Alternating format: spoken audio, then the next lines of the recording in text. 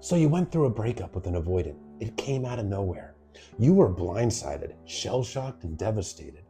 But they're moving on as if it never even happened, as if you never even happened, as if you never even mattered. Life just goes on for them. They're out there living their best life. They're hanging out with friends.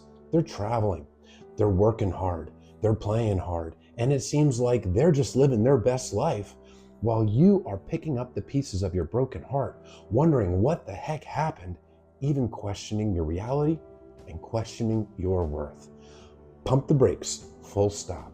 When you're dealing with a dismissive avoidant or a fearful avoidant that leans heavily dismissive, you are dealing with a person that has a lot of insecurities that stem around intimacy, both emotional and physical, vulnerability, communication, commitment, conflict, expectations, all the normal things in a relationship.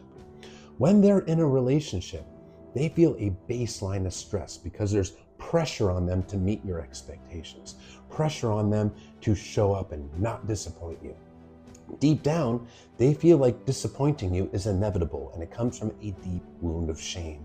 Where does that shame come from? It comes from childhood, where they were on the receiving end of profound, consistent childhood emotional neglect, often not even realizing that they were neglected. Growing up in households where you don't talk about feelings. Yeah, their basic needs were met, food, clothing, shelter, but their emotional needs were not met, and their emotions were rejected.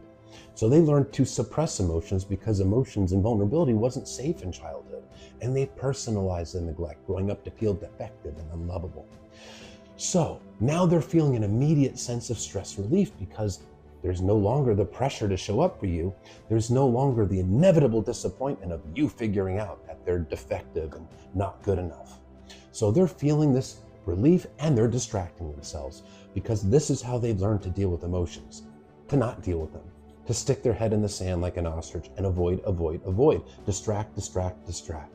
They're busy, they're out there having fun, they're doing all these great things, not because you didn't matter, but because they don't have a coping mechanism for loss. They don't have a coping mechanism to deal with grief.